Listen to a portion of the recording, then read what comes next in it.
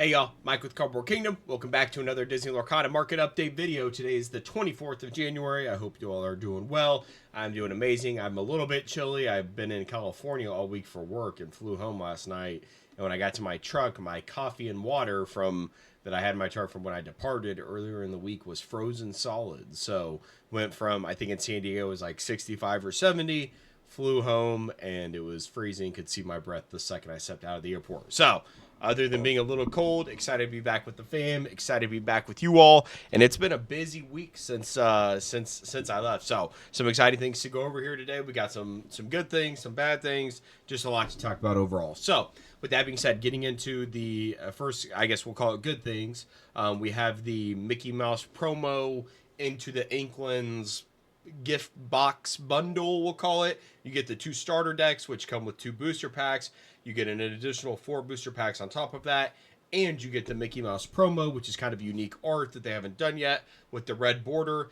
I know some people have been hating on the promo quite a bit. I personally don't mind it, but I am a glutton for new art and unique designs, so I'm all for it. But I understand that I'm on the easier to please side of things than some of the more people are a little bit more critical out there. So I personally like the card, like the art. I do not think it's going to be a $25 card, so I would definitely not advise buying it. The sale volume has been very slow thus far, 30, 29, 28. People are not going to be buying it at this price. It will come down, and so I would recommend waiting on it. Now, with that being said, that then brings the value into question for this box. I can't remember what it costs. If it's like $49.99, I think it might be. The price per pack for this box is just too high.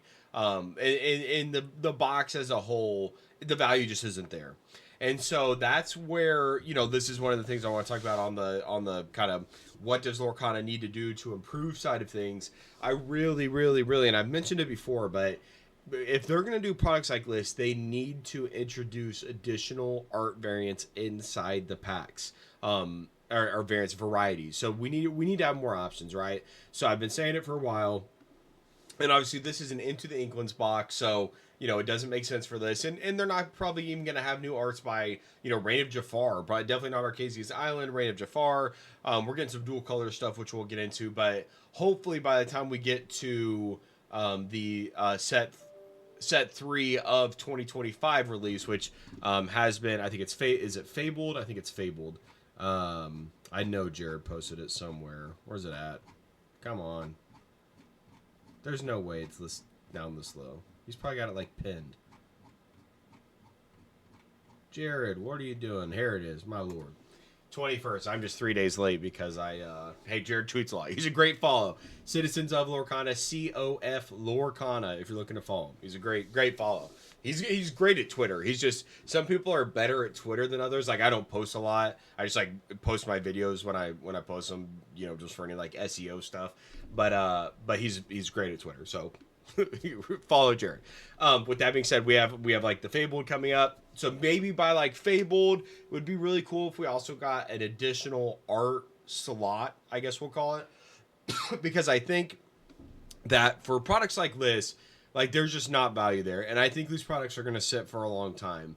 And I think that if there were some sort of variant in between the legendary, which is like a 1 in 5 pack pull rate, to a enchanted, which is 1 in 96, maybe is that 1 in 24, is that 1 in 48, like something where like maybe you'll get one every box, or maybe you'll get one every 2 boxes, or if you open a case, maybe you'll get 2 of these and 1 enchanted. Like, I just think there needs to be some mix of art and booster packs specifically to make products like this more lucrative. And I think that, once again, these products, at $59.99 or $49.99, I think they're going to sit for a long time. I think that Into the Inklings is ready and available. I think that it's a very printed set. I think that people want the promo, but the promo itself isn't going to command a $30 market value. And so then when you think about a product like this, it's going to continue to it's just going to sit for a while. And so I think that as Ravensburger is looking at their product offering and looking at what they're bringing to the market, I think that then an additional artware is becoming more and more needed as they do these new products. And so I just really hope that they do that. And that's just, look, I'm a degenerate, I'm a sicko. I'm going to continue to open Lorcana. I'm going to continue to collect Lorcana. I love the idea of the 1 in 96 pull rate. I don't want that to go away, right? So I know, but I know that I'm in the minority on that view. I know a lot of you guys, especially coming from like the Pokemon side of things. You think about a world where right now Pokemon is going crazy. You can't even get a pack, right? People are fighting in Costco. It's like a UFC event every time Pokemon drops. It's absolutely insane. I hope that never happens in Lorcana. At the end of the day, if they add some sort of like art rare or something like that, that's going to bring more people over from Pokemon, which I don't think is a bad thing. Hopefully, people aren't fighting over it. But at the end of the day, I think that having additional art rare is going to make people from like Pokemon, for example, have a better conversion when there's times like this when Pokemon's not on the shelves. You have to strap up the MMA gloves to get a box. If they then saw right next to it was this Lorcana box, and they were able to open it, and you may be getting enchanted, probably not, but maybe you get like an art rare or something like that, like just something to kind of itch the collectors, scratch that itch of a collector. I think is going to do it's only good for the hobby because Ravensburger has always gone to market with the fact that Lorcana is a player's game. It is for the players. It's not necessarily for the collectors. Now, I would say their actions have catered to both, right? Releasing, they have rarity tiers, right? That speaks to scarcity and rarity, aka collectors. They have the enchanteds. They have the box sets. They have all this different stuff. So right now they're definitely trying to do both. But the more that the collectors get involved in open packs, the more the singles are going to be on the market. The more singles are on the market, the more they're readily available, the cheaper they are, the more people are playing the game, right? In terms of like barrier to entry and things like that. So I just think it's a win-win. I would guess that maybe by the time we get to Fabled, which, spoiler alert, bearing the lead, that was one of the things I was going to show you guys. By the time we get to Q3 2025, hopefully we have some sort of art rares. Now, maybe that comes earlier. This whole like, I started bringing this up maybe like 1 to 2 sets ago. I don't know what type of futuristic, like I don't know how far in advance they're printing these sets, right? Maybe Fabled is already being printed or something. I don't know that. Hopefully they can get it done sooner rather than later. I do expect that they will do it, but at the end of the day, I hope it's sooner than later. Maybe by Fabled we'll get an additional art set. Obviously, once again, me myself, I'll be opening up until then regardless. But I'm a sicko. I think for the health of the Lorcana ecosystem, I would like to see them do that sooner rather than later. So that is it on the local Costco. So now we have Arcasian Island that's going to be coming out in March. Then we have Reign of Jafar, and then we have Fabled here, which is really, really cool. Obviously, anytime you get the you get Mickey and Minnie on the cover, probably gonna do some numbers. Gonna get a lot of people. Right, you think about all the people around like Disney World, Disneyland, like seeing packs with Minnie and Mickey. I'm like, those Disney collectors are crazy. So that's probably gonna be a huge set, maybe the best set of the year to just in terms of like growth for the overall game. Very, very exciting. Excited to see what they are gonna do with this set. In addition, they did announce, I think February 10th is when the card reveals are going to start. Now we did get some in the short term, but is when the majority of the card reveals are going to start for Arcasian Island.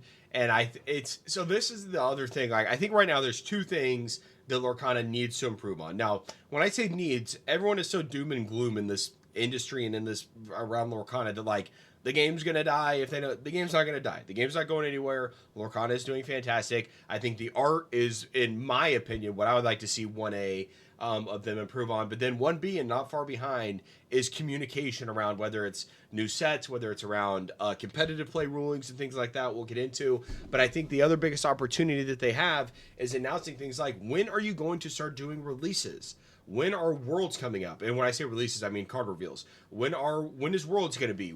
Is there going to be intentional draws in A? And if there's not, why not? Right? Why are people finding out the day of?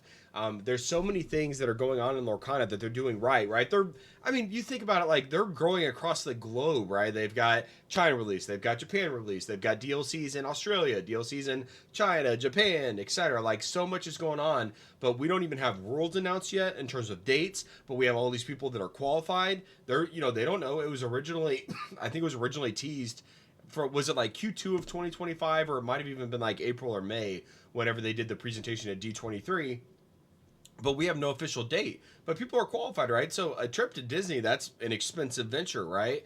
And so people need to be able to plan for that. And so you got to give them decent notice. And so like World's dates, for example, those need to be announced. The intentional draws and rulings and things like that need to be announced way ahead of time and have reasoning behind them. And then card reveals. It was announced that the German community manager, he put it out on Discord that, hey, the reveals, we got feedback that the reveals were starting too early and there wasn't enough hype going into the release of a new set, so we decided to delay it, and now people are mad that we're not doing it. And at the end of the day, I think if they just said like, hey, reveals are going to start on the 10th, and here's why: we want to save the hype until, we'll release the last couple cards as we go into the set, right, rather than them all being released beforehand or something like that. Like, I think they just need to explain that stuff, and I think they need to put out PR statements, update the Disney Lorcana website with here's what we're doing and why, and I think that will go a long way. Now, with that being said, I also think this is putting them on a pedestal and holding them to a higher standard, because Pokemon, they're not communicating anything.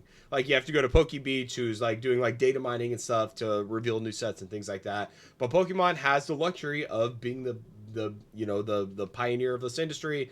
I know people say Magic, but I think Pokemon created the industry as we know it today.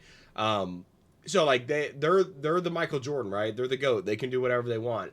Lorcana has to earn their market share. They have to grind for it. And so communication is a big piece of that. And so I just want to see them, art rares, different variants, improved communication. I would like to see that all kind of come to fruition throughout 2025. They've got a ton going on, right? And I know they're hiring new people and then they're growing their team. I think that's all great. I think just more communication will be better. I think that will ease a lot of the concern around the community. Once again, they don't have to. Putting next to Pokemon, they're not really giving many announcements, if any. So it's kind of unfair to hold Lorcana that standard. But once again, I think that if they're trying to be as successful as Pokemon and they're trying to truly shake up the industry and continue to shake it up, right, they've done a great job at customer acquisition, bringing in people like myself. But if they want people to continue to stay, they're going to need to up the art options. They're also going to need to up the communication, because people are starting to get very, very frustrated, especially on the competitive side of things, which is a core piece to this game. So those are two kind of my two biggest gripes right now. Now, we did get some releases for Arcasian Island. So here are the card separators or dividers that are going to be coming in the Illuminator's Trove for this set. The big hype was around Mushu getting his first art, which was very, very cool. It's speculated that he's going to be an art he's going to be a card in the box, based on some like images that we've seen. That's to be determined, because obviously some of these arts are from older sets, but assuming that Mushu isn't in an older set, getting his first card here, getting a card divider would make a lot of sense. So Mushu, a fan favorite, starting to get some love. You can see all of the products inside the Illuminator's Trove here. You got your new lore counter, you got your dice, you've got your packs, so on and so on. So that is where we're looking at for Arcasian Island. Obviously, we have Reign of Jafar on the back end of that, and then getting into Fabled that we have. Now, next up, and this was something that I think it was released and then it was initially pulled down, but we are getting dual ink cards, which is very, very exciting. These two cards in particular also seem very, very well, are very, very good. They'll fit very, very well into the meta. Also a color combo that is kind of synonymous with red blue, right? Ruby Sapphire, one of the most meta decks there's been since the first set there. And so two cards that will fit well into that mold and are multicolor, which is really, really cool. I would love to see some sort of morph variant that is more than just Sapphire. I hate that having morph, like the idea of like having a smaller shift target that works with every color. I think it would change the meta so much, and it opens up the game so much. And the fact that green has it and that's it, well, it makes green unique, and that's fine. I would like to see it in other, like, I love Tragic Hero Beast, Sad Boy Beast. It's one of my favorite, just like regular cards. And the fact that like really only green can play that card right now because we don't have a good shift target for it, like, I don't like it, right? I want to be able to use it in other colors, as I do not play green myself.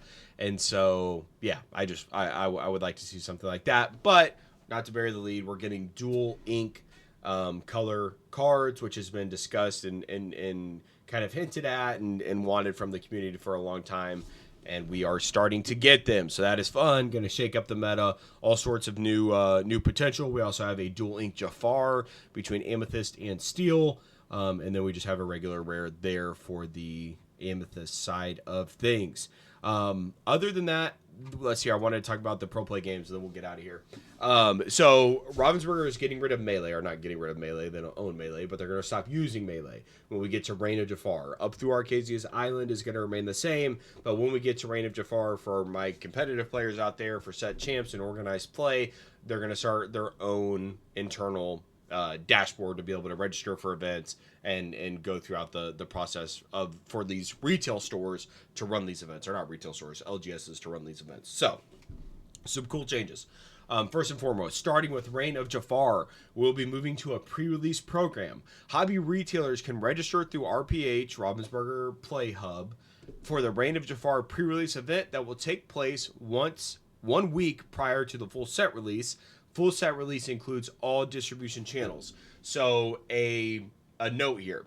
This is a shortening of that window between LGSs and big box retail. Historically, LGSs have had 10 to 14 days, give or take, of kind of they're the only ones that can sell it.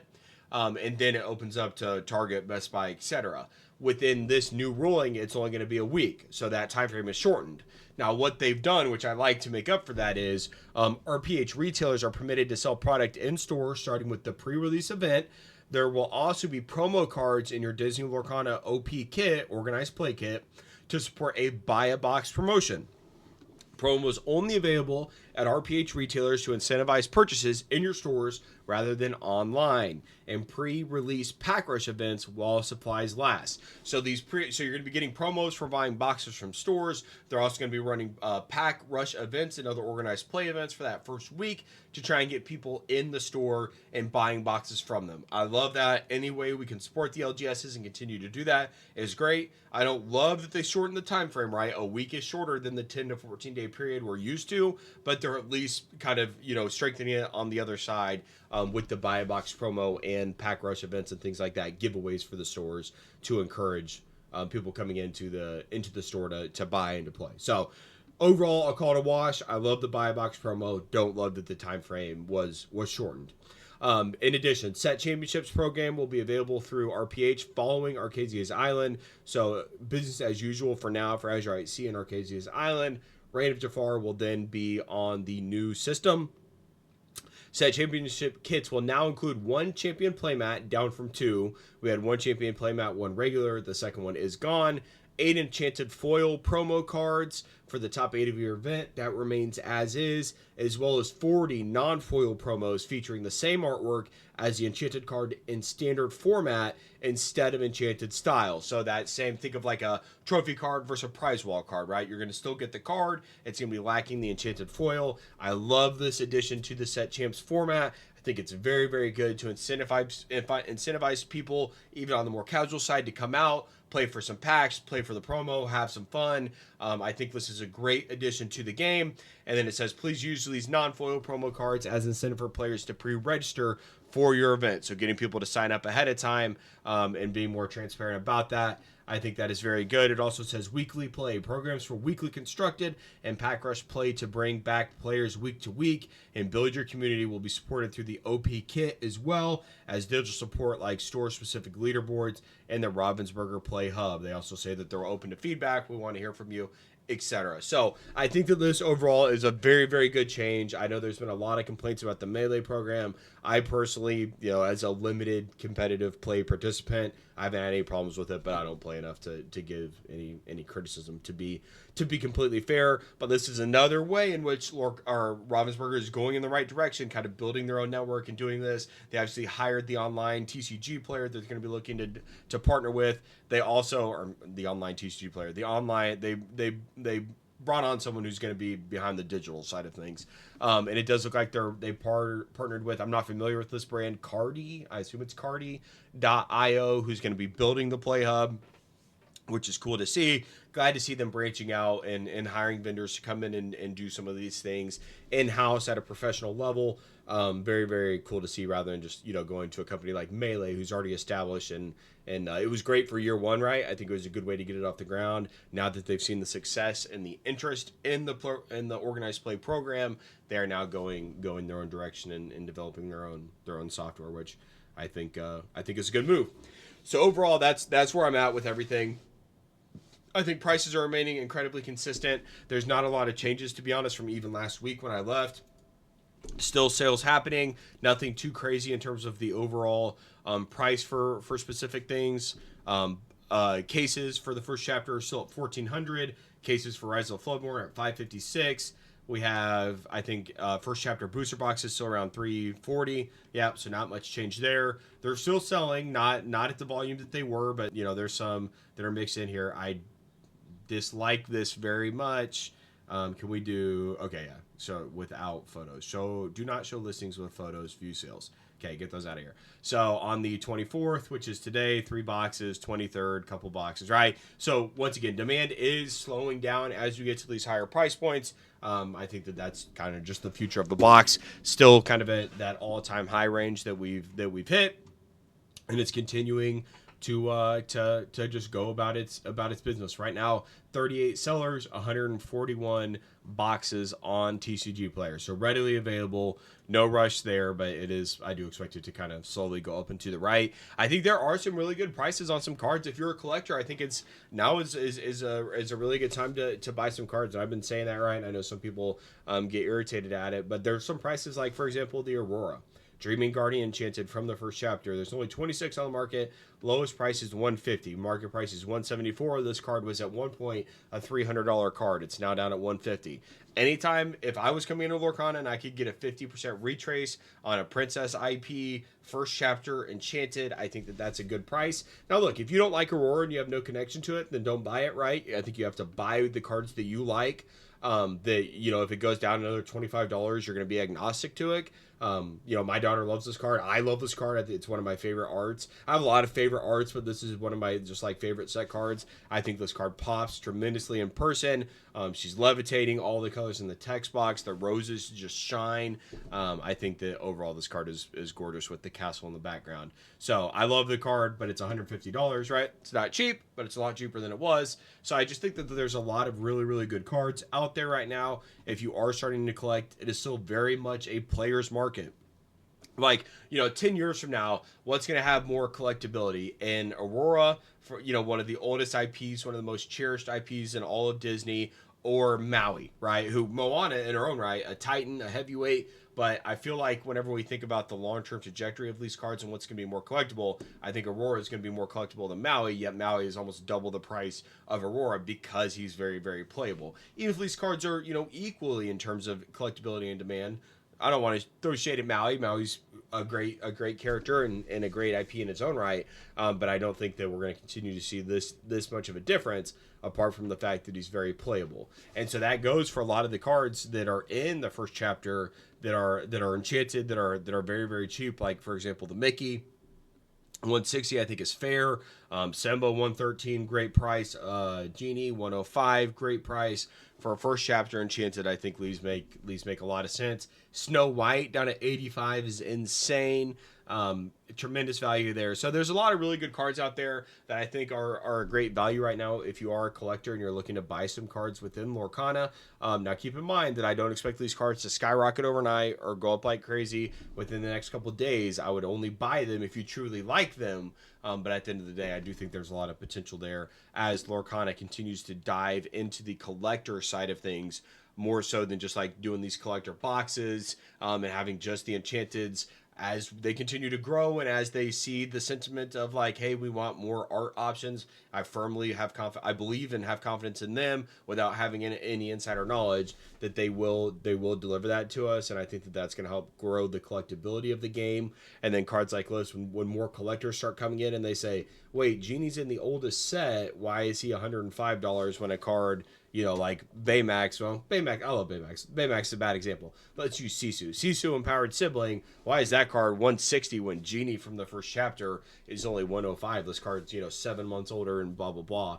I think that we'll continue to see this kind of correct. Now, obviously, the playable cards are always going to have a good price, and that's why Sisu is at 160. But from a collector's point of view, that would be very confusing to someone coming into Lorcana. So that is it for today's video. Thank you very much for the patience while I was gone, out of town for work. Let's go Chiefs. And yeah, hope you all have a great Friday, and I'll talk to you soon.